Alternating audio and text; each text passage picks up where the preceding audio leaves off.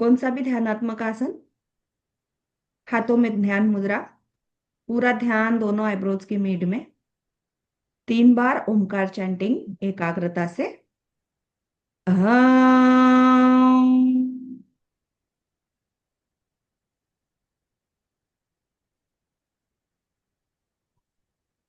अहम।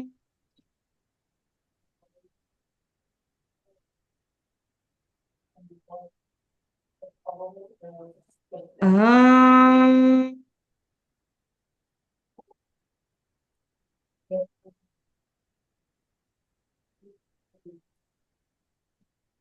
अहम।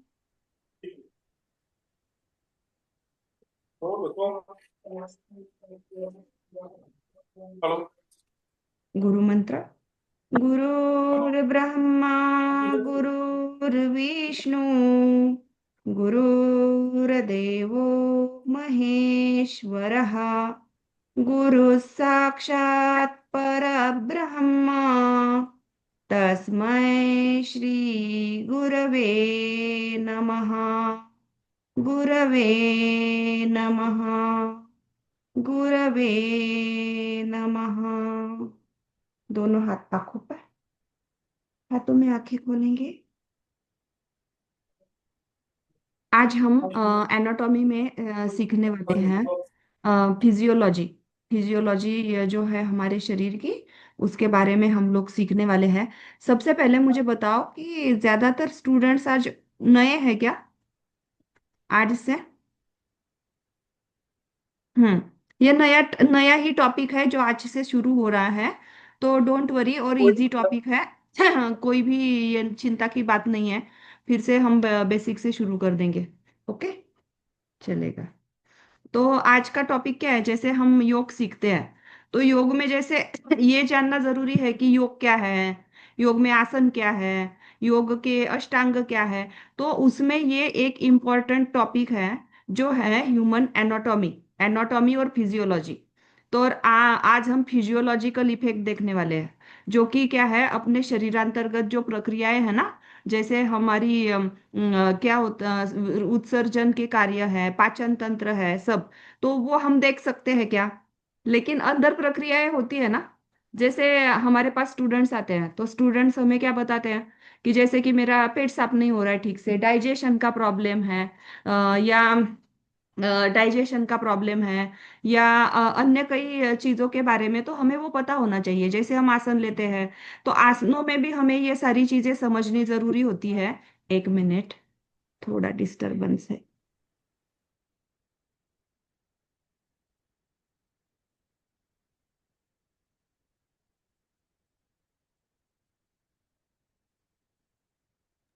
हाँ।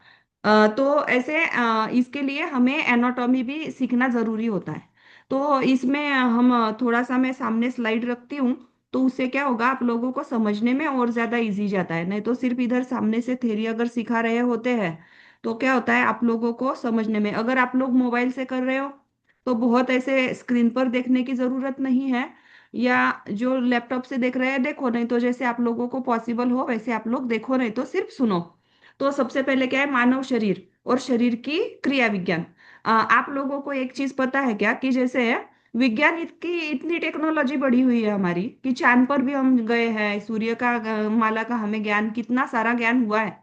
लेकिन हमारे शरीर के रिसर्चेस करते कर रहे हैं, फिर भी अभी 20% तक ही हमें हमारे शरीर विज्ञान के बारे में पता चला है। कितनी सारी जो चीजें थी जो हजारों साल पहले ऋषि मुनियों ने स्टडी की है, जो जिसके रिगार्डिंग, जैसे योगासन है तो योगासन में बताया हुआ है ना, जैसे वज्रासन करने से हमारा पाचन तंत्र मजबूत होता है, ध्यानात्मक आसन करने से ध्यान होता है, कौन से आसनों से हमारा हार्ट के लिए कौन से अच्छे हैं, है ना। तो क्योंकि हजारों साल पहले वो सारी प्रक्रियाएं पता थी, लेकिन अभी जैसे मानव तरक्की कर रहा है तो धीरे धीरे एक एक चीज के बारे में पता चल रहा है। जैसे मैंने एक बार, एक पुराना एक बुक था, मतलब पुराने से लेकर ऐसा इतना बड़ा मोटा ऐसा एक बुक था, तो उसमें रिसर्चेस बताए हुए हैं ह्यूमन बॉडी के रिगार्डिंग।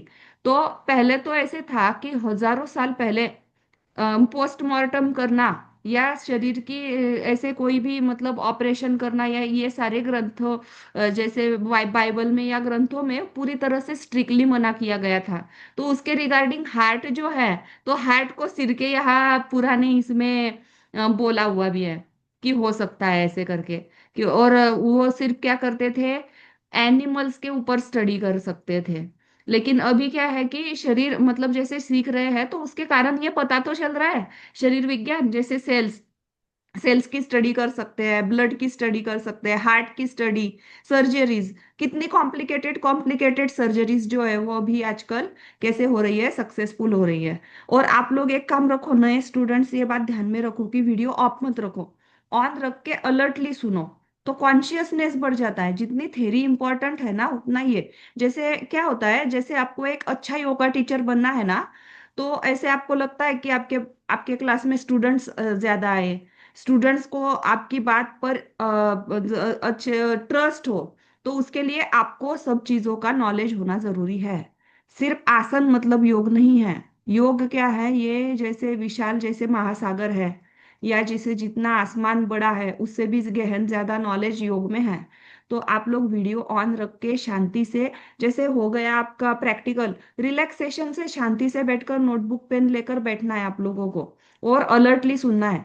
आसन तो भी आप बुक से भी पढ़ सकते हो, लेकिन प्रॉपर जो ज्ञान होता है तो वो वेल क्वालिफाइड टीचर्स से अच्छे से सीखना ही जरूरी होता है। और सिर्फ जब हम थेरी है, नहीं तो अगर ऐसे होता तो हम लोग क्लासेस ही नहीं लगाते हैं ना, डायरेक्ट बुक से पढ़ लेते। तो लाइव क्लास में सीखना बहुत मतलब अलर्टनेस, हमारा कॉन्शियसनेस उसमें ज्यादा होता है, और वीडियो ऑन रखने से वो और ज्यादा बढ़ जाता है। ओके। तो देखो जैसे कि ये फिजियोलॉजी ऑफ ह्यूमन बॉडी, उसमें क्या है कि इसकी डेफिनेशन क्या आएगी, कि शरीर विज्ञान यह विज्ञान है जिसमें हम यह अध्ययन करते हैं कि मानव शरीर के अंग और प्रणालियां कैसे कार्य करती है। मतलब हमारे बॉडी के फंक्शंस क्या है, हमारे शरीर में कौन कौन सी प्रणालियां हैं, और यह जीवित शरीर की आंतरिक प्रक्रियाओं का अध्ययन, जैसे श्वसन का है, ब्लड श्वसन का है, रेस्पिरेटरी सिस्टम है, हमारी दूसरा है पाचन तंत्र है, डाइजेस्टिव सिस्टम है, उत्सर्जन संस्था है, न्यूरोमस्कुलर जो है ऑर्गन्स उनके रिगार्डिंग है। तो इसके मेन पर्पस क्या है, शरीर के सामान्य कार्यों को समझना, मतलब कि श्वसन के कार्य जो है, उत्सर्जन के कार्य जो है वो कैसे चलते हैं। हमारा जैसे कि पाचन तंत्र मुख से शुरू होता है तो गुदा मार्ग तक होता है, 30 फीट की उसकी पूरी लेंथ होती है। तो ये सब प्रक्रियाएं है, उसमें क्या होता है, डाइजेशन खराब होता है किसी का, तो मतलब क्या होता है, तो ये सारा समझना जरूरी है। दूसरा क्या है कि यह जानना कि शरीर की विभिन्न प्रणालियां आपस में कैसे समन्वय होती है, कनेक्टेड होता है सारा, सभी ऑर्गन्स का। एक ऑर्गन में बिगाड़ आ गया, एक फंक्शन, जैसे देखो शुगर डिटेक्ट हुआ, कुछ दिनों के बाद क्या हो जाता है, उसके साथ बीपी की समस्या आ जाती है। कुछ दिनों के बाद एक एक ऑर्गन का काम करना कम हो जाता है, यूरिनरी पार्ट्स का डैमेज होना शुरू हो जाता है। हर एक तो एक एक ऑर्गन एक दूसरे से कनेक्टेड है। रोगों के कारण और उसके प्रभाव समझना, तो उसमें मुख्य तंत्रिकाएं कौन सी है, मानव शरीर की फिजियोलॉजी में तो क्या है, तंत्रिका तंत्र मतलब क्या है, नर्वस सिस्टम। वो क्या करती है, शरीर में तात्कालिक प्रक्रिया और नियंत्रण करता है, जैसे सोच है, संवेदना है। तो हमारी नर्वस सिस्टम, तो जिनकी जैसे क्या होता है, नर्वस सिस्टम अगर तंत्रिका तंत्र का जो है वो अगर फास्ट अगर काम करता है, तो मतलब इमीडिएट, जैसे देखो क्लास में कई सारे स्टूडेंट्स हैं, लेकिन आधे स्टूडेंट्स को है, मतलब कोई स्टूडेंट है क्विक आंसर देता है, आंसर 10 लोगों को आ रहा है, लेकिन 10 में से भी 2 लोग या 1 लोग इमीडिएट उसका आंसर देता है। क्यों? क्योंकि तंत्रिका तंत्र, हर किसी के तंत्रिका तंत्र का कार्य करना, संवेदनाएं, सोच, ये अलग अलग है, वो उसकी क्षमता के हिसाब से है। तो जैसे हम बोलते हैं कि ध्यानात्मक आसन करने से, या मज्जा रज्जु के रिगार्डिंग जो भी हम आसन लेते हैं, स्पाइन के रिगार्डिंग, तो हम बोलते हैं कि ब्रेन की कार्यक्षमता बढ़ रही है, कोशिका तंत्र विकसित हो रहा है। तो वो हमें पता होना चाहिए कि वो क्या होता है। तो जैसे तंत्रिका तंत्र, नर्वस सिस्टम का कार्य अच्छा हो जाता है, फास्ट ग्रास्पिंग पावर बढ़ जाएगी, मेमोरी, स्टोरेज, सब चीजें बढ़ जाएगी। सोच जो है, मतलब किसी भी चीज की रिगार्डिंग प्रॉपर अच्छे से सोच के प्रॉपर डिसीजन ले पाना, डिसीजन मेकिंग। अगर जैसे है गरम तया है, जैसे अभी मैंने एक रिसेंटली हाल ही एक रिसर्च पढ़ा कि अगर हमने शरीर की संवेदनाएं, जैसे योगी ने रोकी है, तो गर्म पानी में भी हाथ रखा है तो उसको उस पार्ट की संवेदनाएं फील नहीं होती। लेकिन अगर हमने गर्म पानी में हाथ डाला तो क्या होता है, इमिजिएटली हमारा हाथ बाहर आता है। कैसे आता है वो, तंत्रिका तंत्र से। अगर तंत्रिका तंत्र में बिगाड़ है, किसी किसी को अगर जैसे ब्रेन रिगार्डिंग क्रिटिकल कोई समस्याएं है या संवेदनाएं ही उनकी नष्ट हो गई है, तो क्या होता है, वो लोग नहीं, ऐसे कई लोगों की संवेदनाएं नहीं होती, यूरिन हो जाती है तो उनको कोई उसके रिगार्डिंग समझ में नहीं आता। आप सब लोगों को समझ में आ रहा है ना मैं क्या बता रही हूँ? हम्म। तो ऐसे दूसरा क्या है, रक्त संचार तंत्र मतलब सर्कुलेटरी सिस्टम। इसका कार्य क्या है, हृदय और रक्त वाहिनियों के माध्यम से ऑक्सीजन, पोषक तत्व और हार्मोन्स आदि का परिवहन करना। जैसे हमारी श्वसन से शुद्ध जो हवा है, ऑक्सीजन है, वो ब्लड में आता है, ब्लड प्यूरिफाई होके कैसे हमारी इसमें भी है, left right arteries, right right के मतलब हृदय के चार कप्पे होते हैं, वो सारा आएगा आगे जाके। तो उस प्रकार जैसे कि क्या करता है, वो शुद्ध ब्लड का कार्य, शुद्ध ब्लड लेता है। और वो क्या होता है, हमारी रोहिणियां, धमनियां, ऊपर ऊपर जो कोशिकाएं हैं, सबके माध्यम से पूरे शरीर में जाता है। और जैसे डाइजेशन हुआ जो होता है, उसके बाद जो पाचक रस होते हैं, वो भी ब्लड में मिलाकर, ऑक्सीजन मिलाकर वो सारे ऑर्गन्स तक, सारी सेल्स तक पहुंचता है। और उसमें से हर एक ऑर्गन के यहाँ जो सारी अशुद्धि होती है, तो वो सारी अशुद्धि फिर से ब्लड के माध्यम से हमारी उत्सर्जन, जैसे हमारी यूरिन के माध्यम से, हमारी सांसों के माध्यम से, ये सारे अशुद्धता जैसे ब्लड प्रवाहित करता है। तो ये होता है। और दूसरा क्या है कि हम बोलते हैं हार्मोनल इनबैलेंस हो गया। तो क्या कैसे है कि अगर ब्लड सर्कुलेशन का भी उससे संबंध है, जैसे प्रॉपर हमारे अगर हार्मोन्स है तो वो प्रॉपर ऑर्गन्स से रिलेटेड है हमारे, तो उन ऑर्गन्स तक हार्मोन्स का सिक्रेशन जो है, स्राव जो है, वो भी हमारी सर्कुलेटरी सिस्टम से होता है। ये जो इसमें नहीं दिया है ना, वो लिखा करो आप लोग। श्वसन तंत्र, रेस्पिरेटरी सिस्टम, तो वो क्या है, फेफड़ों के माध्यम से ऑक्सीजन लेना और कार्बन डाइऑक्साइड निकालना। तो जैसे क्या होता है हमारी योग में, हम नॉर्मली 500 सीसी एयर अंदर लेते हैं, उसमें से 150 हमारी श्वसन नलिका में रह जाती है, 350 सीसी ही हमारी हमारी लंग्स तक जाती है। उसमें से भी शुद्ध लेता है, अशुद्ध बाहर छोड़ता है। लेकिन जैसे हम श्वसन का अभ्यास करते हैं तो हम 5800 सीसी तक एयर अंदर ले सकते हैं। तो ये रेस्पिरेशन है। रेस्पिरेशन का भी कार्य में अगर बिगाड़ा गया तो क्या होता है, अगर ऑक्सीजन की मात्रा हम कम ले रहे हैं तो क्या होता है, एनर्जी की लेवल कम होती है, जीवनी शक्ति जो हमारे शरीर को चलाती है। नेक्स्ट है पाचन तंत्र। वो क्या है, पाचन का क्या काम होता है, अवशोषण करना और निष्कासन करना, उत्सर्जन। तो हमारे शरीर को जो सारी ऊर्जा, जैसे हमारा शरीर कैसे बोलता है आयुर्वेद के हिसाब से, हमारे शरीर की निर्मित अन्न से हुई है। हमारे शरीर को जैसे अगर हम है ना 1 महीने तक रह सकते हैं भूखे, मैंने खुद ट्राई किया हुआ है बिना अन्न लिए, लेकिन उसके ज्यादा मतलब रह भी सकते हैं कोई कोई लोग। लेकिन कैसे है कि अन्न से, अगर जब हम खाना नहीं खाते हैं या पोषक घटक नहीं लेते हैं तो क्या होता है, हमारे शरीर पूरा, हम ढीले पड़ जाते हैं। हमारे शरीर को ऊर्जा जो है वो अन्न से मिलती है, वो भी क्या है, उसकी प्रॉपर प्रोसेस है। तो अगर हमारी जैसे फूड पूरा जैसे हम मुंह में ही, जैसे हम खाना खाते हैं, चबाते हैं दांतों से, हमारे मुंह में भी लालोत्पादक ग्रंथियां होती है, सलाइवा सिक्रेशन होता है। हमारे मुख में टाइलिन नामक ग्रंथि होती है, मतलब हमारी सलाइवा जो है उसमें 10% टाइलिन, 99% हमारी सलाइवा में वाटर एलिमेंट और 1% टाइलिन होता है। वो सारा क्या होता है, और जो खाना हम चबाते हैं तो हमारी टंग के माध्यम से वो सर्कुलेट होता है शरीर में, फिर वो अन्न नलिका से नीचे जाता है। ऐसे पूरी प्रक्रिया है इसकी भी, पाचन की। फिर उत्सर्जन, जो भी टॉक्सिन्स है, जो भी मैल है, जैसे हम खाते हैं तो कितनी सारी चीजें हम अशुद्धि भी शरीर के अंदर लेते हैं, और जो भी जितना सारा घटक होते हैं, तो उसमें से पूरा जैसे अगर आप देखो जैसे नट्स का ऑयल है, नट्स का ऑयल निकालते हैं तो उसमें से नट्स का ऑयल निकलता है और कितना सारा बाकी का भी ये बचता है ना। जैसे हम जूस बनाते हैं अगर, तो जूस बनाते समय कितना सारा पार्ट, या खाना बना रहे हैं, वैसे ही जो हम खाना खाते हैं तो उसमें से भी जो पाचक रस है, पाचक रस जो है वो अवशोषित किए जाते हैं। और बिना मतलब जो जो क्या बोलते हैं उसको, मल, मतलब जो हमारे लिए अनवांटेड है वो सारा क्या होता है, मल विसर्जन मार्ग से बाहर निकाला जाता है। और लिक्विड जो है वो यूरिनरी पार्ट से। दूसरा क्या है, हमारी शरीर का लार्जेस्ट पार्ट जो है हमारी त्वचा, त्वचा के माध्यम से भी जैसे टॉक्सिन्स बाहर निकलते हैं।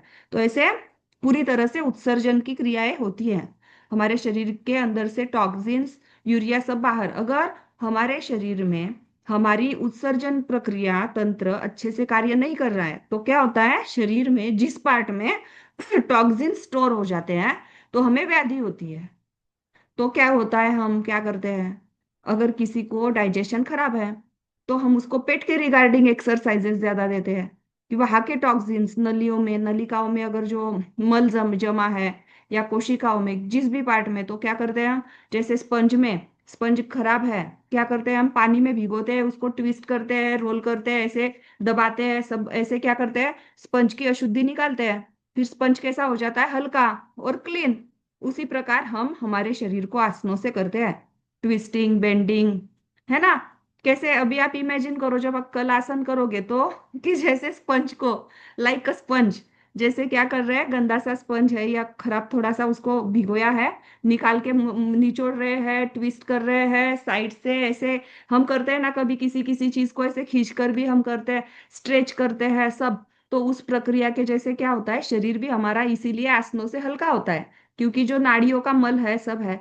तो जैसे अगर हम बाहर के शरीर को धोने के लिए या कपड़ों को क्लिनजिंग के लिए हम साबुन यूज करते हैं, सब यूज करते हैं, तो वैसे ही हमारे शरीर के तंत्रिकाओं को, जैसे हम शुद्धि क्रियाओं से भी क्लीनिंग करते हैं, है ना, शरीर की, वैसे आसनों से भी है। दबाव तनाव प्रॉपर उन ऑर्गन्स पर पड़ के, जो ऑर्गन्स मतलब हमारे शरीर में, जैसे हार्ट रिगार्डिंग है, तो हार्ट रिगार्डिंग आसन करने से तो वो फायदे होते हैं। प्राणायाम से भी तो कौन सी तंत्रिका पर फायदा होता है, तो उसके लिए ये फायदेमंद होता है। एंडोक्राइन सिस्टम, ये क्या है, हार्मोन के माध्यम से दीर्घकालीन नियंत्रण, जैसे वृद्धि, चयापचय और प्रजनन। ये अंतःस्रावी तंत्र क्या होता है, हार्मोन सिक्रेशन होते हैं वहां से, और वो हमारी तंत्रिकाओं को चलाने के लिए मदद करते हैं। दूसरा क्या है, कंकाल, मतलब स्केलमस स्केलेटन सिस्टम। उसमें क्या है कि शरीर की संरचना, जैसे बिल्डिंग के लिए, बिल्डिंग कैसे खड़ी होती है, उसको पहले क्या किया जाता है, जो आयन की जो कई सारे रॉड होते हैं, सीमेंट के, ऐसे सब करके स्ट्रक्चर बनाया जाता है ना, फिर ही वो हम बिल्डिंग बना सकते हैं। बाद में उसको क्या करते हैं, प्लास्टर सब, जैसे पहले क्या होता है उसमें भी, लाइक बिल्कुल हमारे शरीर की तरह समझो बिल्डिंग को, कि बिल्डिंग को पहले हमने, स्ट्रक्चर है उसका, फिर उसको हमने क्या किया, ईंटों से ढका, फिर उसके बाद किया, एक एक लेयर लगाया जाता है। बाहर का लेयर क्या है, कलर, वैसे हमारी स्किन के भी 3 परतें होती है ना, वो हमारी हड्डियों के ऊपर आती है। वैसे स्केलेटन, ये हमारा बहुत इंपॉर्टेंट पार्ट है। स्केलेटन की सिस्टम के कारण ही हमारे शरीर का स्ट्रक्चर बनता है, शेप बनता है, मूवमेंट्स होती है हमारी। ये है। बाद में इम्यून सिस्टम, जो क्या होता है, हमारी रोग प्रतिकार क्षमता है, और रिप्रोडक्शन सिस्टम, तो ये है दोनों में से, स्त्री और महिला दोनों की होती है, फीमेल और मेल रिप्रोडक्टिव सिस्टम होती है। तो उसमें क्या होता है, कुछ महत्वपूर्ण शरीर प्रक्रियाएं क्या है, तो वो क्या है, होमियोस्टेसिस, मतलब शरीर की आंतरिक स्थिति के संतुलन को बनाए रखती है, पीएच बैलेंस रखती है, टेम्परेचर बैलेंस रखती है। ऐसे ऐसे चलता है क्या कि शरीर में बहुत ज्यादा हीट हो गई, फिर भी हमारे शरीर पर उसका कोई हार्म नहीं हो रहा है, या टेम्परेचर कम हो गया, क्या हो जाता है उसके कारण, वात पित्त कफ व्याधि आ जाती है शरीर में। तो शरीर का टेम्परेचर भी संतुलित होना जरूरी होता है ना। और हमारा शरीर एक है, हमारे शरीर में नेचुरली ये प्रक्रिया होती है। जैसे सर्दियों के दिनों में क्या होता है, हमारे शरीर में ठंडक आती है, तो हमें क्या करना रहता है, उस समय हम खाने में क्या करते हैं, गर्म चीजें बढ़ाते हैं, गर्म कपड़े पहनते हैं, आहार विहार दिनचर्या सब में चेंजेस करते हैं। समर के दिनों में क्या होता है, नेचुरली हमारे कपड़ों में चेंज आता है, खाने की चीजों में चेंज आता है, और इन सब चीजों से क्या होता है, हमारे शरीर का टेम्परेचर नॉर्मल रख पाते हैं हम, है ना। वैसे ही क्या है, ये प्रॉपर ही क्या होता है, हमारे शरीर की नीड होती है। जैसे समर में कभी हमें ऐसे लगता है क्या कि गरम गरम हम पकोड़े खाए, या गरम गरम हम सूप पिए, नेचुरली हमें कैसे लगता है, ठंडी ककड़ी खाएंगे, ठंडा ठंडा कोई भी जो जूस है, ठंडी चीजें खाने का मन होता है। वही हमें बारिश में और विंटर में नहीं होता मन। ये हमारी शरीर की प्रक्रिया नेचुरल है, लेकिन हम क्या करते हैं आजकल, बारिश भी गिर रही है, ऊपर से आइसक्रीम खाएंगे, कौन सी भी सीजन में कौन सा भी फ्रूट मिलता है, कौन सा भी फ्रूट खाएंगे। और इन सब के कारण क्या हुआ है, हमारे शरीर के टेम्परेचर को, मतलब वो भी इनबैलेंस हो जाता है। ब्लड का भी है कि ब्लड का भी ये बढ़ जाता है, हाई हो जाता है, कम हो जाता है।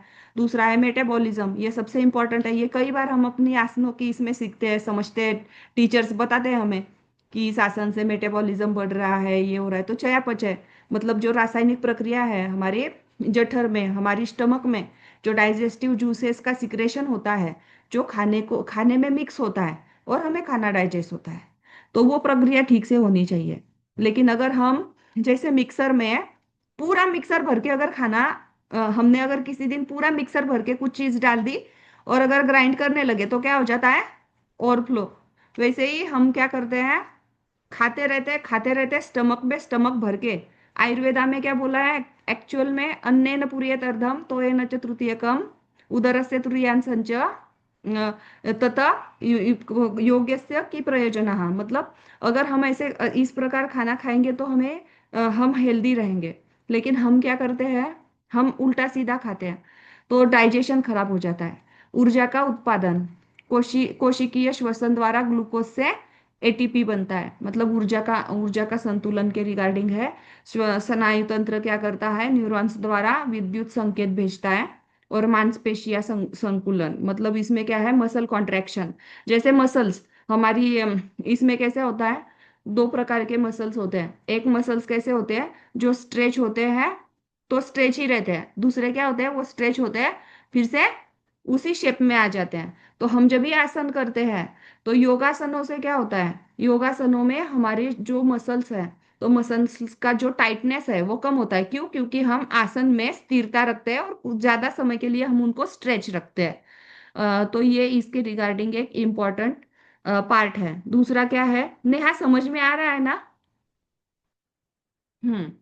तो ये है कि शरीर क्रिया विज्ञान का महत्व क्या होता है, इंपॉर्टेंस ऑफ फिजियोलॉजी। शरीर के सामान्य और असामान्य अवस्थाओं को समझना, रोग की पहचान, इलाज और रोकथाम के लिए सहायक, और स्वास्थ्य विज्ञान, चिकित्सा, खेल और व्यायाम के लिए। मतलब कैसे है, एज अ योगा टीचर हमें एनाटॉमी का लाभ क्या होता है।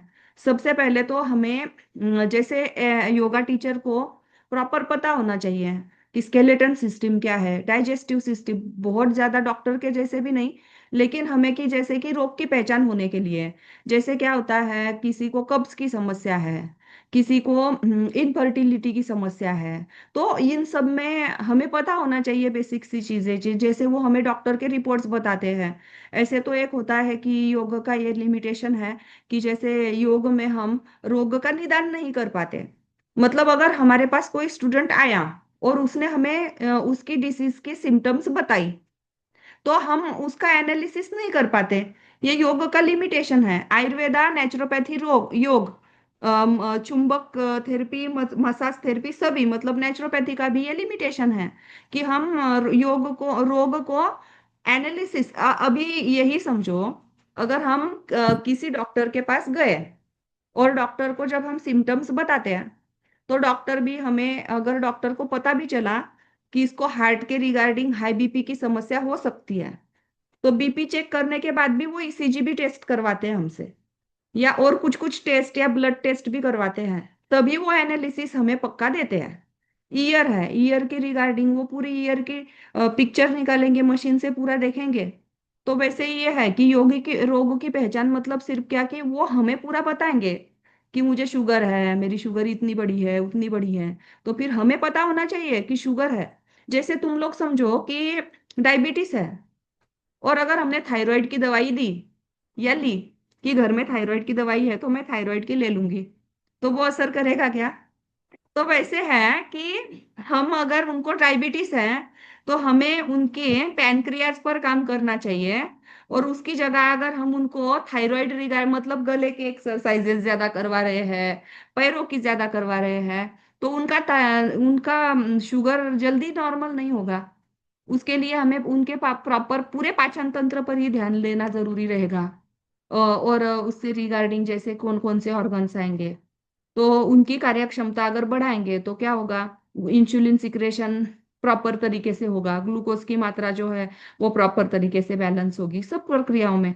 तो ये है। और इलाज भी, तो इलाज में हमारा इलाज क्या रहेगा, आहार कैसे देना चाहिए, आहार कैसे हो उनका, आइडियल आहार, दिनचर्या कैसे हो उनकी, शरीर शारीरिक रूप से एज एनाटॉमी के हिसाब से देखा जाए तो हमें उनको आसन कैसे देने चाहिए, प्राणायाम कौन से देने चाहिए।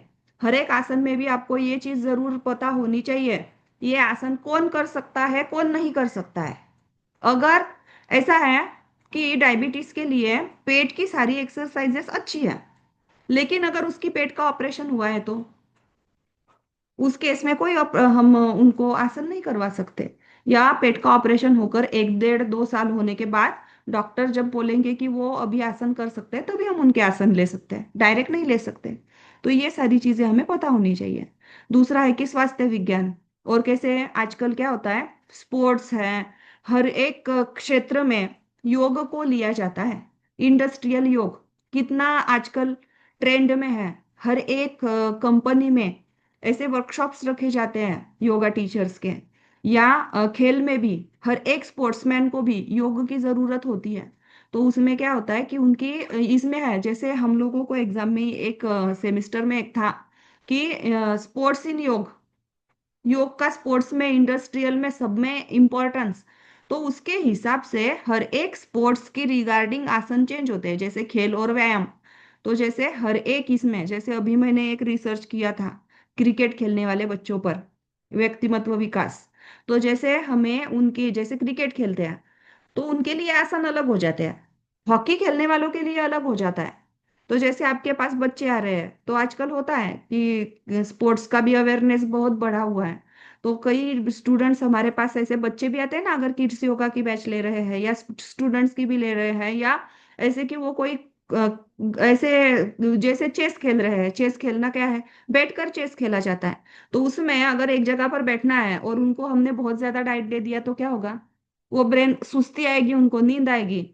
क्रिकेट वाले हैं, हॉकी वाले हैं, स्विमिंग वाले, उनको डाइट अलग रहेगा, उनको आसन अलग रहेंगे।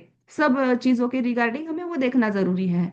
वैसे ही उनके बॉडी पार्ट्स, जैसे क्रिकेट खेलते हैं बच्चे तो उनकी जैसे क्या होना चाहिए, हर एक स्पोर्ट्स में शरीर पूरा फ्लेक्सिबल होना चाहिए। सन सैल्यूट देने से कौन कौन से पार्ट पर दबाव तनाव पड़ता है, कौन कौन से ऑर्गन्स पर कैसे असर होता है, ये सारी चीजें हमें समझ में आती है जब हम एनाटॉमी सीखते हैं। तो शरीर क्रिया विज्ञान मानव शरीर की एक मशीन की तरह समझने का तरीका है, जो हमें दिखता है कि उनका असर, उसका हर एक हिस्सा यह कार्य करता है। जैसे सांस लेते हैं, श्वसन संस्था का कार्य चलता है। हम खाना खाते हैं, पाचन संस्था का कार्य चलता है। उसके साथ जब हम खाना खाते हैं उसके साथ रेस्पिरेशन का भी काम होता है, श्वसन का भी काम उसमें इन्वॉल्व होता है, उत्सर्जन का भी होता है। सभी प्रक्रियाएं उसके लिए जरूरी होती है। ऐसे इसकी रिगार्डिंग हमें फायदा होता है। क्या आ रहा है, अगर 10 मिनट्स के बाद मीटिंग एंड हो गई ना तो आज के दिन इतना ही रखते हैं। कुछ ऐसे इधर मैसेज आया है। तो जैसे ये सारी प्रक्रियाएं है, इसका विज्ञान मतलब शरीर विज्ञान, शरीर एक क्या है, मशीन की तरह कार्य करती है। जैसे हम क्या करते हैं, मिक्सर में हमने डाला तो क्या होता है, जब बटन दबाते हैं तो मिक्सर ऑन होता है और चटनी या कुछ भी जो डाला है वो पूरा ग्राइंड हो जाता है। वैसे ही जैसे हम खाना खाते हैं क्या होता है, नेचुरल ग्राइंडर है हमारे शरीर में। जैसे पानी, जब हम पानी पीते हैं वो पूरी तरह से शुद्ध, हमारी किडनियों से पूरी तरह से शुद्ध शुद्ध ही होता है, वो प्यूरिफाई होता है। सांस हम लेते हैं, एयर फिल्टर है क्या हमारी शरीर, ऐसे एयर फिल्टर तो निकले भी नहीं है बाहर, ज्यादातर जरूरत पड़ेगी अभी आगे जाके। लेकिन हमारे जैसे एग्जॉस्ट फैन हम लगाते हैं, घर की अशुद्धि बाहर लेकर जाने के लिए चिमनी लगाते हैं, ये सब चीजें हमारे शरीर में हमारी नोज से रेस्पिरेशन, नोज से ही वो टेक्निक शुरू हो जाती है। अशुद्ध वायु, वायु के कण कुछ कुछ हमारे शरीर में नहीं जाता, ऐसे हमारी प्रक्रियाएं हैं। तो सबसे पहली क्या है, होमियोस्टेसिस। तो इसमें क्या है, इसका अर्थ क्या है, असाम्य या आंतरिक संतुलन बनाए रखता है, इसका कार्य है। मतलब क्या है कि यह जीवों की यह जैविक प्रक्रिया होती है कि जिसके माध्यम से शरीर का आंतरिक वातावरण को स्थिर और संतुलित रखता है। चाहे बाहरी वातावरण में कितनी भी परिवर्तनशीलता आए। जैसे अभी जो मैंने बताया था कि शरीर का टेम्परेचर जो है ना वो ऋतु के हिसाब से बैलेंस रहता है। मतलब नॉर्मली क्या होता है कि शरीर का टेम्परेचर लगभग 37 सेल्सियस बना रहना चाहिए, चाहे बाहर ठंड हो या गर्म हो, बहुत ज्यादा ठंडी हो या बहुत ज्यादा गर्मी हो। तो रक्त में ग्लूकोज का स्तर स्थिर बनाए रखना, पानी, शरीर में पानी की मात्रा, लवण की मात्रा, मतलब लवण मतलब फैट्स की मात्रा बनाए रखना, लवण मतलब नरिशमेंट, नरिशमेंट बनाए रखना, ये इसका कार्य होता है। दूसरा क्या है, शरीर अंग प्रणालियों में जो होमियोस्टेसिस में भाग लेती है, वो कौन कौन सी शरीर की प्रणालियां हैं? तो एक तो मस्तिष्क, ये तो है ही कि हमारा ब्रेन ही हमारे पूरे शरीर को संतुलित करता है, तो ब्रेन से ही कमांड जाएगी। तो टेम्परेचर नॉर्मल होगा शरीर का। जैसे फिर कैसे कमांड जाएगी ब्रेन से टेम्परेचर नॉर्मल करने के लिए? जैसे ठंड वाली चीजें खाने का मन होगा हमें, पानी पीने का मन होगा, बहुत गर्म होता है। समर में क्या होता है, नेचुरली हम ज्यादा पानी पीते हैं, नेचुरली हम जूसी फ्रूट्स खाते हैं, नेचुरली वो इस प्रकार। जैसे गर्म कपड़े, अगर कपड़े भी गर्म पहने, समर में गर्म कपड़े पहनने का मन नहीं होता हमारा। हम कैसे कपड़े पहनते हैं, कॉटन क्लॉथ्स, ढीले क्लॉथ्स, है ना? तो ये सारी चीजें, जैसे स्किन भी, स्किन से भी क्या होता है, हमें स्वेटिंग होती है, हमें मतलब जो विविध प्रक्रिया है वो सारी इसमें इन्वॉल्व होती है। स्किन की भी जो 3 लेयर्स होती है ना, तो उसमें से मिड लेयर जो होती है, तो डर्मेसिस, तो वो क्या करती है, हमारे शरीर का टेम्परेचर नॉर्मल रखती है। तो मतलब ये सारी प्रक्रियाएं हमारी क्या होती है इस माध्यम से होती है। दूसरा क्या है कि शरीर में पानी, और क्या है, पहला हो गया मस्तिष्क, दूसरा हो गया किडनी और गुर्दे, तीसरा क्या है, श्वेत ग्रंथियां, जो मैंने अभी बताया कि पसीना निकलने वाली, और वो श्वेत ग्रंथियां कहाँ पर होती है, हमारे स्किन की सेकेंड लेयर में, स्किन की 3 लेयर्स है उसकी सेकेंड लेयर में। और अंतःस्रावी ग्रंथियां हमारी हार्मोनल सिस्टम, ये सारी क्या होती है, होमियोस्टेसिस, शरीर की स्वयं को नियंत्रित करने वाली प्रणाली। जैसे क्या होता है, अगर हमें बहुत गर्मी लगती है, नेचुरली एक तो हम ठंड पानी पीने का मन होता है, समर में हमें मटके का पानी पीने का मन होता है। वैसे ही विंटर में क्या होता है, हमें थोड़ा सा गुनगुना पानी पीने का मन होता है, या थोड़ी सी गर्म चीजें खाने का मन होता है। बारिश में भी सेम वैसे ही उबला हुआ, मतलब थोड़ा सा गुनगुना पानी पीने की, मसाला चाय या ऐसे ऑर्गेनिक टी ऐसे पीने की इच्छा होती है। मतलब शरीर वो नीड करती है, उस प्रकार हम खाते हैं, हमारे आहार में चेंजेस होते हैं। हालांकि वो एक है कि आजकल क्या हो गया है, विरुद्धाशन, मतलब हम सीधा नहीं, हम आजकल उल्टा खाना ज्यादा शुरू किया है हम लोगों ने। तो इसलिए ये चीज है कि शरीर की नीड जो होती है, जैसे जिस ऋतुचर्या के हिसाब से हमें खाना खाना चाहिए। बहुत ज्यादा तो नहीं हो रहा है ना? अभी आज मीटिंग शायद तो जल्दी ही एंड होने वाली है, शायद जूम मेरा एक्सपायर हो गया है, बताती हूँ मैं सर को। तो अंतःस्रावी ग्रंथियां, एंडोक्राइन ग्लैंड्स कौन कौन सी है, जो हम मैंने अभी ऊपर बताई कि अंतःस्रावी ग्रंथियां भी जो है वो होमियोस्टेसिस में, कार्य में, मतलब शरीर का टेम्परेचर नॉर्मल रखने में मदद करती है। उसमें पहली कौन सी है, हार्मोन्स। ये जो है ना, हमने आप लोगों ने सुना भी होगा कि कैसे बोला जाता है, हार्मोनल इनबैलेंस हो गया, डॉक्टर के पास गए, टेस्ट किया, बोलते हैं हार्मोनल इनबैलेंस हो गया, आप योग करो, अच्छे हैबिट्स करो, ऐसे बताया जाता है हमें। या दवाई, हार्मोन्स इनबैलेंस होते हैं तो बैलेंस करने के लिए एंटीबायोटिक्स दवाई भी दी जाती है, वो टेम्पररी होता है लेकिन। तो अंतःस्रावी ग्रंथियां, ये विशेष ग्रंथियां होती है जो हार्मोन्स का श्रवण करती है, उससे हार्मोन्स का सिक्रेशन होता है, और वो है हार्मोन सीधे रक्त में छोड़े जाते हैं और ब्लड के माध्यम से हमारे पूरे शरीर में जाते हैं।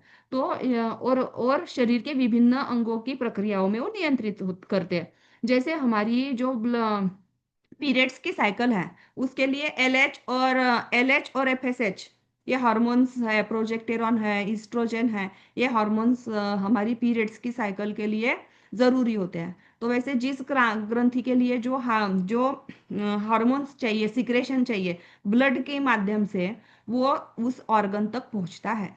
तो पहली क्या है, हाइपोथैलेमस, तो विभिन्न रिलीजिंग हार्मोन ये होता है। तो इसमें क्या है, पिट्यूटरी ग्रंथि को नियंत्रित करता है। हाइपोथैलेमस ग्लैंड जो है वो हमारे ब्रेन के यहाँ नीचे होती है, और वो क्या करती है, पिट्यूटरी ग्रंथि को, पिट्यूटरी ग्रंथि क्या होती है, इसको हमारे शरीर की रानी ग्रंथि कहा जाता है। मतलब हमारे पूरे शरीर को नियंत्रित करती है, देखो नीचे है पिट्यूटरी ग्रंथि, मास्टर ग्लैंड इसको बोला जाता है, रानी ग्रंथि भी मतलब मास्टर ग्लैंड। और क्या है, ग्रोथ हार्मोन है ये, एडीएच आदि। और इसमें क्या है, अन्य ग्रंथियों को नियंत्रित करना। जो सारी बाकी की ग्रंथियां हैं उनको वो नियंत्रित करती है। और वृद्धि को बढ़ावा देना, मतलब क्या होता है, कोई हार्मोन का सिक्रेशन ज्यादा हो जाता है, किसी हार्मोन का कम हो जाता है। तो प्रॉपर नॉर्मल, जब हमारी हाइपोथैलेमस ग्लैंड में, पिट्यूटरी ग्लैंड में बिगाड़ आता है, तो पूरा हार्मोनल हार्मोन्स का असंतुलन हो जाता है। तो वो बैलेंस रहने के लिए pituitary gland, hypothalamus gland proper work करना जरूरी है। जैसे हाइपोथैलेमस ग्लैंड क्या करती है, वो शरीर में हीट को भी नियंत्रित करती है, भूख को नियंत्रित करती है। ऐसी प्रक्रिया हाइपोथैलेमस ग्लैंड से भी होती है। जैसे कि एक तो है पिट्यूटरी ग्लैंड, इसको भी हाइपोथैलेमस ग्लैंड द्वारा कंट्रोल होता है। जैसे थायराइड ग्लैंड, वो क्या करती है, थायरोक्सिन हार्मोन का सिक्रेशन करती है। थायरोक्सिन हार्मोन जो है, उसका सिक्रेशन अगर ठीक से नहीं हुआ, तो पता है सबको, एक तो क्या होता है थायराइड, गले के रिगार्डिंग सब है, सब ऑर्गन्स इसके अंदर आएंगे। ये इसमें आते हैं। दूसरा है चयापचय, मेटाबॉलिज्म को नियंत्रित करना, थायरोक्सिन हार्मोन का कार्य होता है। मेटाबॉलिज्म जो है उसको बढ़ाना, प्रॉपर मात्रा में रखना। मेटाबॉलिज्म अगर कम हो जाता है तो हमारा डाइजेशन बिगड़ जाता है। चयापचय मतलब डाइजेशन बिगड़ जाता है, उसको नियंत्रित रखने का काम थायराइड ग्लैंड करती है। दूसरा क्या है, पैराथायराइड। पैराथायराइड शरीर में कैल्शियम और फॉस्फेट का संतुलन बनाए रखना, ये कार्य है पैराथायराइड ग्लैंड का। एंड्रिनलिन ग्लैंड, ये क्या करती है, एंड्रिनलिन और कॉर्टिसोल हार्मोन का सिक्रेशन करती है। और ये क्या है, ये हैप्पी, ये क्या होते हैं, ये हार्मोन्स जो है वो तनाव, मतलब ये हैप्पी हार्मोन तनाव प्रक्रिया, रक्तचाप और ऊर्जा का नियंत्रण करते हैं।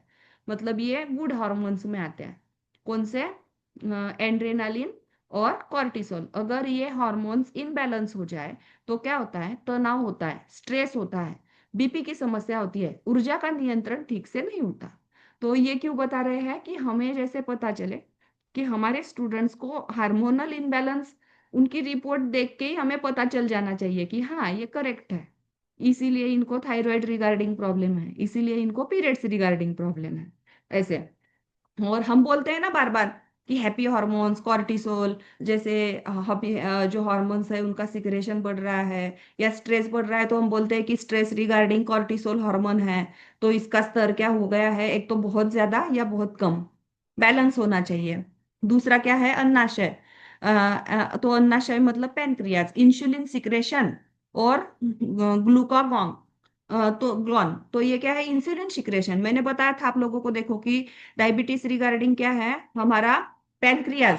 अगर पैनक्रियाज की फंक्शनिंग ठीक से नहीं हो रही है, इंसुलिन सिक्रेशन, इंसुलिन हार्मोन की सिक्रेशन ठीक से नहीं हो रही है, ग्लूकागॉन है उसका मतलब ग्लूकोज भी जो है, तो वो प्रॉपर मात्रा में सिक्रेट नहीं हो रहा है, नहीं बन रहा है, या बहुत ज्यादा इंसुलिन की मात्रा बहुत ज्यादा हो गई या बहुत कम हो गई, तो वो भी है। तो एड्रेनलिन ग्रंथि में अगर बिगाड़ आ गया तो क्या होता है, शुगर।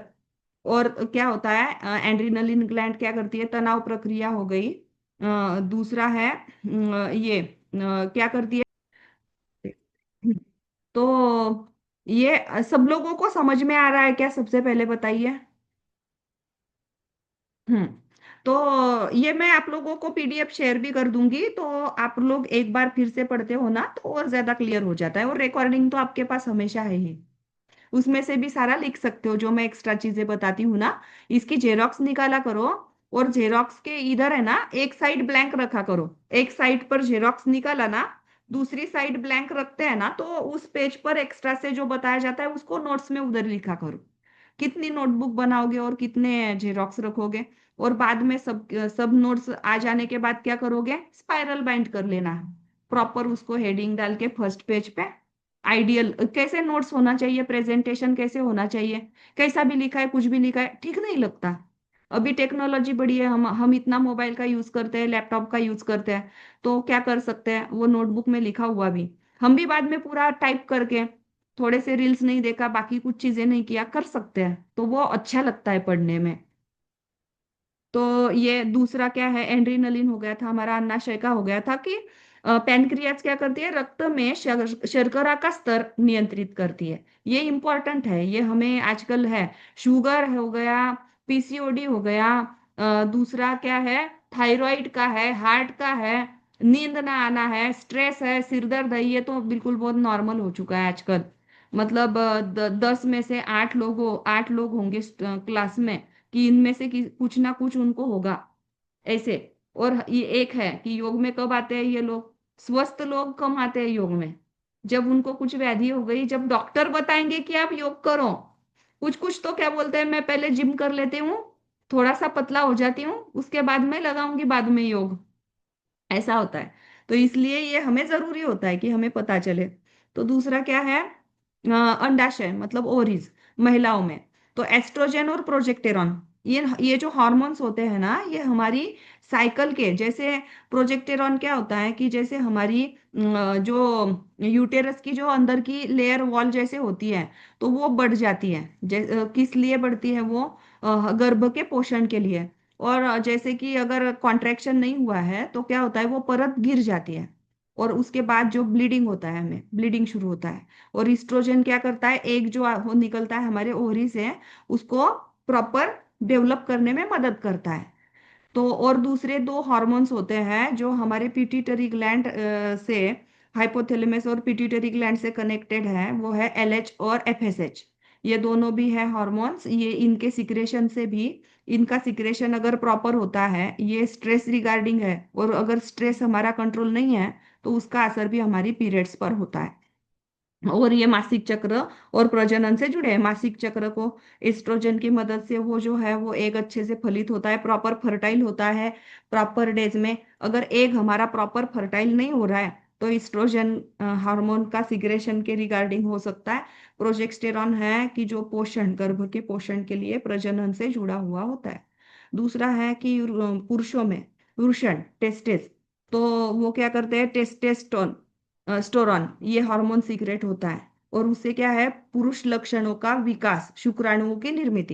तो कई बार क्या होता है इनफर्टिलिटी में, ऐसे किया जाता है, पुरुषों की भी टेस्ट की जाती है, तो शुक्राणुओं की मात्रा कब कम हो जाती है, टेस्टेस्टेरॉन हार्मोन का सिक्रेशन अगर ठीक से नहीं हो रहा है, तो ये भी एक रीजन हो सकता है। बाकी भी कई सारे रीजंस है, नहीं तो ऐसा ऐसा मत समझना कि अगर वो प्रक्रिया में उनका, अगर उनको शुगर हो गई तो कि इसी कारण हुई होगी। उसके अलग अलग कारण भी हो सकते हैं, उसमें एक हार्मोन्स का भी होता है, जैसे गलत आहार का हो गया, सभी एक दूसरे से कनेक्टेड है ना। फिर आहार का हो गया, दिनचर्या का हो गया, तो जैसे आहार ठीक से नहीं ले रहे हैं, पाचन तंत्र, पाचक प्रक्रिया ठीक से नहीं चलेगी प्रॉपर, अगर हम अच्छे से नींद नहीं ले रहे हैं, तो शरीर के जो ये हार्मोन्स है उनका सिक्रेशन ठीक से नहीं होगा, तो ये सारा एक दूसरे से कनेक्टेड ही है। तो दूसरा क्या है, पाइनियल ग्रंथि, मेलेटोनिन, नींद में जगाने का जो का चक्र जो है, बायोलॉजिकल क्लॉक, तो उसको नियंत्रित करता है। मतलब प्रॉपर जैसे हमारे 10 बजे के बीच, 10 बजे के बाद हमारी ब्रेन से प्रॉपर हमें नींद आने के रिगार्डिंग केमिकल्स का सिक्रेशन होता है। हमारे ब्रेन से भी कई सारे ऐसे केमिकल सिक्रेशन, जैसे ये हार्मोन्स भी हम इसको बोल सकते हैं, ऐसे सिक्रेशन होते हैं। जैसे हम हमें जैसे हमारा आयुर्वेदा का जैसे क्लॉक है वात पित्त कफ का, कि हमें खाने के समय, वैसे वैसे बायोलॉजिकल क्लॉक भी होता है, कि जो दोपहर का समय दिया है ना, तो उस समय प्रॉपर हमें हमारे शरीर में पाचक रसों की निर्मित होती है, जो हमारा खाना डाइजेस्ट करने में मदद करती है। सुबह के समय क्या होता है, फ्रेश एक्टिव हम होते हैं उस समय, पूरा प्रॉपर ये बायोलॉजिकल क्लॉक है। अगर जैसे गूगल पर गए, इमेज सर्च करो बायोलॉजिकल क्लॉक, तो वो इमेज आ जाएगी, सारा है उसमें। तो दूसरा क्या है, थाइमस ग्रंथि, तो ये क्या है, थाइमोसिन का सिक्रेशन, हार्मोन का सिक्रेशन करेगी, जो प्रतिरक्षा प्रणाली के विकास हेतु है, प्रोटेक्शन के रिगार्डिंग वो आता है। तो अंतःस्रावी ग्रंथियों के की विशेषताएं क्या होती है, ये ग्रंथियां नलिकाहीन और क्या होती है, डक्टलेस होती है, मतलब इनकी अलग से नलिकाएं नहीं है। अभी हमने बोला ऊपर की जो ये ग्रंथियां जो है, तो उनका जो सिक्रेशन होता है वो क्या है, ब्लड के माध्यम से हमारे पूरे शरीर में संचालित होता है। हार्मोन की बहुत ही थोड़ी मात्रा पूरे शरीर पर प्रभाव डाल सकती है। अगर इनबैलेंस हो जाता है, तो हमें जैसे स्ट्रेस रिगार्डिंग हॉर्मोन्स अगर हमारे शरीर में बढ़ गए, हमें तुरंत कैसे लगने शुरू हो जाता है, जैसे डिप्रेशन, जैसे तनाव, जैसे कुछ खाने का मन नहीं होता, कुछ काम करने का मन नहीं होता, नीरस लगता है। लेकिन अगर हमारे शरीर में डोपामाइन है, सीरोटोनिन है, ऐसे हैप्पी हॉर्मोन्स का जब सिक्रेशन होता है तो क्या होता है, हमें एनर्जेटिक फील होता है, हैप्पी फील होता है। तो ऐसे शरीर पर हमारे इन हॉर्मोन्स का कार्य जो है, तो अभी आप लोग होमवर्क लिख लो। हैप्पी हॉर्मोन्स, हैप्पी हॉर्मोन्स और सैड हॉर्मोन्स कौन कौन से हैं, मस्त से डायग्राम बनाओ। नए स्टूडेंट्स क्या करेंगे, ऐसे सारे अच्छे अच्छे फ्लो चार्ट्स निकाला करो। जैसे क्या हो गया, अभी हमने ये पूरा सीखा, ग्रंथियां सीखी ना हमने, ग्रंथियां सीखी, ग्रंथियों के नाम, हॉर्मोन्स और मुख्य प्रक्रिया। तो आप लोग चार्ट कैसे बना सकते हो, सबसे पहले अभी के अभी बनाओ। चलो नहीं तो अभी के अभी बनाओ, तो आप लोगों को सिखा देती हूँ मैं। एंडोक्राइन, ये मेरा इन्वेंशन है, हाँ, एक नोट्स का बनाने का, तो वो अच्छा लगता है। अंतःस्रावी ग्रंथियां, एंडोक्राइन ग्लैंड्स लिखो। उसको ऐसा, उसको स्क्वायर करो, रेक्टेंगल। उससे ऐसे तीन एरो बनाओ नीचे, तीन ऐसे एरो बनाओ। उसमें डालो ग्रंथियों का नाम, हार्मोन और मुख्य कार्य, जैसे ये तीन कॉलम है। ओके, तो ग्रंथियों के नाम, तो इसमें पूरे सारे ग्रंथियों के नाम लिखोगे जो मैं अभी भेजूंगी, क्यों फिर से उसमें टाइम अभी गवाएंगे। और जो हार्मोन्स के नाम और ये उसके कार्य, ये एक तरीके से हो गया चैट फॉर्मेट में। इसको दूसरा कैसे कर सकते हो आप, ग्रंथियों का नाम लिखो, उसको ऐसे ओवल शेप बनाओ, एक जैसे, और उसको एरो एरो एरो करो, और सभी एरो को एक एक नाम दो। आ गया ये समझ में, ओवल शेप में ग्रंथियों का नाम और एक एक एरो करके सारी, ये हो गया ग्रंथियों के नाम का। दूसरा वैसे ही सेम हार्मोन का, हार्मोन सिक्रेशन, और ये जो सारे हार्मोन सिक्रेशन है उसके नाम, या यही कैसे करेंगे, हाइपोथैलेमस, इसको देखो, ये समझो, ये समझो, ये फ्लो चार्ट। हाइपोथैलेमस, तो उसको ऊपर करो एरो, हाइपोथैलेमस ग्लैंड हो गया ना, लिखा ग्रंथियों का नाम में, हाइपोथैलेमस, ओवल शेप, उसको एक एरो करो, ऊपर एरो करोगे क्या, ग्रंथियों का नाम, पहले हमने किया, इसको समझो, ग्रंथियों का नाम, उसको ओवल शेप किया, सारी ग्रंथियों के नाम लिखे, हाइपोथैलेमस लिखा, पिनेकल रखा, पिट्यूटरी लिखा लिखा। उसके बाद अब हाइपोथैलेमस लिख लिया है ना, उसके ऊपर एक एरो और करोगे, और उस एरो में क्या लिखोगे, विभिन्न रिलीजिंग हार्मोन। ओके, और उसको और एक ऊपर एरो करोगे, और क्या लिखोगे, मुख्य कार्य, जो मुख्य कार्य क्या गया, पिट्यूटरी ग्रंथि का नियंत्रण। समझ में आया है, फिर से एक बार अभी निकालो उधर, एक ओल बनाओ, उसमें अंतःस्रावी ग्रंथि लिखो। हम्म, उसको तीन एरो बनाओ, एक ऊपर से, एक साइड से, एक साइड से, जगह पूरा बड़ा पेज लगेगा। ग्रंथियों का नाम, हार्मोन, मुख्य कार्य, फिर ग्रंथियों का नाम को एरो कर, पूरे कितने एरो आ जाएंगे, ये सारे एरो आ जाएंगे उस साइड से, फिर हॉर्मोन्स के एरो आ जाएंगे। इस प्रकार एक आइडिया दे रही हूँ, इसके रिगार्डिंग आप अपना बनाने का ट्राई करो। इस टेक्निक से अगर पढ़ोगे, आगे जाकर जितनी भी हाई हाई से हाई कितनी भी एग्जाम्स दोगे, सबसे अच्छे मार्क्स स्कोरिंग आपको आएगा। अभी हमारे हम आप चिंता मत करो, हम लोग एग्जाम नहीं लेने वाले हैं, लेकिन मैं क्वेश्चंस पूछूंगी आप लोगों को। तो इस प्रकार सीखो, तो आगे जाके हायर स्टडीज भी करोगे, बाद में अगर पीएचडी भी किया तो सब में ये फायदेमंद रहेगा। इसलिए मैं थोड़ा सा डेप्थ में ही सिखाती हूँ, तो आप लोग यूज टू हो जाओगे। ओके, तो इस प्रकार आप लोग बनाओ। अभी एक है ना, एक फ्लो चार्ट में छोटा सा, एक किसी जो दूसरा कोई होगा मेरे पास तो मैं फोटो भेजूंगी, नहीं तो पहले आप लोग ट्राई करो। अगर आप लोगों को नहीं आया तो, और ना सब लोग होमवर्क ग्रुप पर डालो, तो किसी को नहीं समझ में आ रहा है तो वो भी वो अच्छे से कर लेगा। तो इस प्रकार, जैसे मैं बहुत ज्यादा बुक्स रीडिंग कर दी हूँ ना, तो एक बार मैंने एक वर्कशॉप में ये टेक्निक सीखी। वो मुझे, क्योंकि बुक्स जो है ना, तो जो हम बुक्स पढ़ते हैं, तो हर एक बुक को ऐसे समराइज करना चाहिए कि हमने क्या पढ़ा है। तो बाद में कुछ दिनों के बाद, कुछ सालों के बाद, हम सिर्फ समराइज, मतलब 100-200 पेजेस पढ़ने की जरूरत नहीं पड़ती।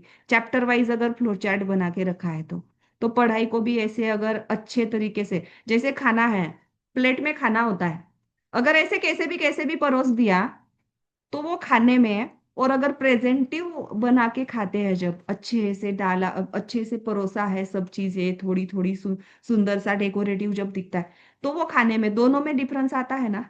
वैसे नोटबुक में, स्टडी में भी है। कि जितना प्रेजेंटिव रहेगा, मार्क्स भी जितना पेपर प्रेजेंटिव रहता है उसको मार्क्स मिलते हैं। ऐसे कई बार नॉलेज बहुत होता है हमें, लेकिन जैसे ऐसे के जैसे अगर पेपर लिखा हो तो मार्क्स कम मिलते हैं। इसका रीजन वही होता है। तो आप जैसे इतना मन से सीख रहे हो तो मुझे पता है आप लोग आगे जाके बहुत पढ़ोगे और एग्जाम्स भी दोगे। तो इसलिए इस प्रकार स्मार्ट स्टडी करो। सिर्फ इस कान से सुना इससे छोड़ा ऐसा नहीं। तो ऐसे हम आज इधर तक ही रखते हैं, और भी ऐसा बहुत ज्यादा लोड हो जाए इतना नहीं पढ़ेंगे आज। इसको आप लोग। इसमें एग्जाम्स होते हैं, आप एग्जाम्स लेते हैं नहीं इसके? नहीं, सर ने बताया होगा ना आप लोगों को एग्जाम नहीं है। नहीं बताया है, नहीं मेरा हाँ बात नहीं हुआ है। हाँ, तो ऐसा कुछ भी क्वेरी और होगा तो वो सर से पूछ लेना आप लोग, और इसके अच्छा, रिगार्डिंग। ओके। और आपने हमें, ये कितने महीने का कोर्स है ये ये योगा का? सारी चीजें मैंने वही बोला, ये सारा सर से ही पूछिए आप। ओके। ओके। हाँ। तो हाँ। आज का जितना हमने पढ़ा सब समझ में आ गया क्या आप लोगों को? तो जो भी रहेगा ना वो रिकॉर्डिंग से फिर से एक बार सुनो। और अगर फिर भी नहीं समझ में आया ना तो फिर सेशन में पूछो। एक सेशन की एंड में हम ऐसा लेते हैं, क्योंकि बीच बीच में अगर लिया तो क्या हो जाता है, लिंक टूट जाता है। तो क्वेरीज आप लोग क्या करना है आप लोगों को, और वो क्वेरी जो है ना वो आप लोग एक नोटबुक में लास्ट पेज पर लिख लिया करो। बाद में क्या हो जाता है, सेशन के एंड में आप भूल जाते हो कि आपको क्या पूछना था। ओके। और सारे सवाल जो है ना सर से पूछा करो। सर ऐसा सारा मतलब कुछ भी नहीं, आप लोगों का कोर्स बहुत अच्छे से होगा। जो भी रहेगा सब सर बताएंगे आप लोगों को, शेड्यूल कितने महीने का है, क्या मिलेगा, सर्टिफिकेट मिलेगा, एग्जाम होगी कि नहीं होगी, कुछ भी क्वेरीज हो ना, कोई भी मन में मत रखना, अच्छे से पूछो, सर सब बताएंगे आप लोगों को। ओके। चलेगा, तो प्रार्थना लेते हैं हम लोग अच्छे से। आंखें बंद करेंगे, मन शांत, पूरा ध्यान अपनी दोनों आईब्रोज की मीड में। वहां पर ओमकार का प्रतीक देखने की कोशिश करेंगे। कौन से भी कलर का प्रकाशमय ओमकार का प्रतीक, उस पर ध्यान लगाइए। अ, उ, म, ऐसा पूरा ओमकार हम बोलेंगे। अकार 2 सेकेंड, उससे ज्यादा उकार, उससे ज्यादा मकार। लंबी गहरी सांस लेंगे, साथ में ओमकार का उच्चारण। आ,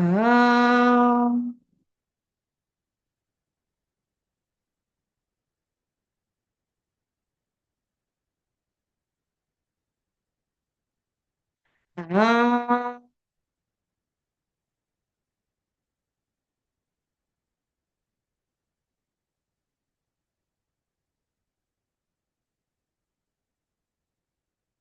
आ,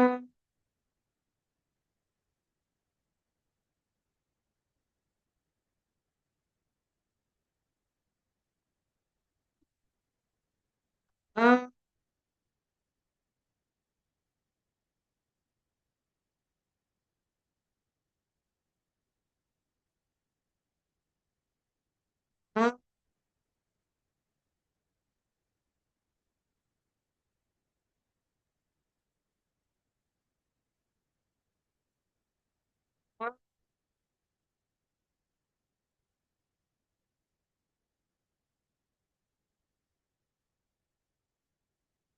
आ, आ,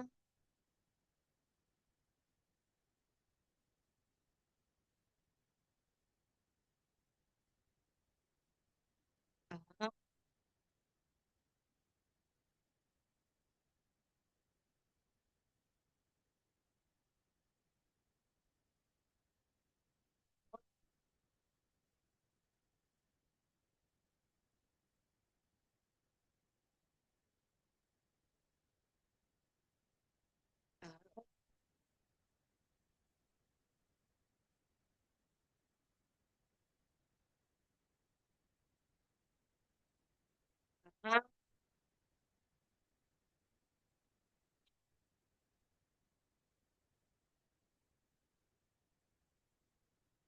जो ओमकार का गुंजन अभी हमने किया है, ओमकार के प्रतीक को ध्यान देकर मानसिक रूप से सुनेंगे।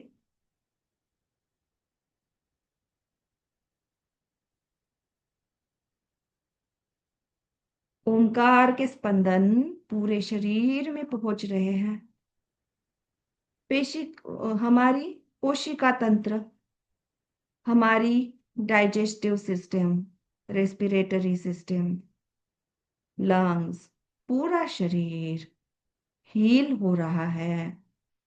मन शांत, तनाव रहित, पूरा शरीर रिलैक्स। पूरे शरीर में सुबह से लेकर शाम तक जो भी टॉक्सिन्स शारीरिक, मानसिक, भावनिक रूप से हमने अंदर धारण किए हैं, वह ओमकार के माध्यम से पूरी तरह से शरीर से बाहर निकल चुके हैं। पूरा शरीर हल्का। शांति मंत्र। हाँ।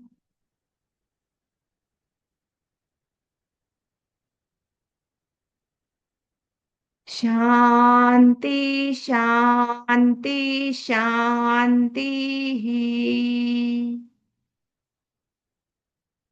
यह ऊर्जा, यह एनर्जी अगले 24 घंटे तक हमारे साथ ऐसे ही बनी रहे। ऐसे ईश्वर से प्रार्थना। आज की योग साधना ईश्वर के चरणों में अर्पण करते हुए कल की योगाभ्यास के लिए हम प्रेरणा मांगते हैं। दोनों हाथ आंखों पर, धीरे से आंखें खोलेंगे। हरिओम। रोज ऐसे ओमकार चैंटिंग किया करो। और ओमकार के लिए ज्यादा लोग रुके भी नहीं है, ऐसा नहीं करना चाहिए।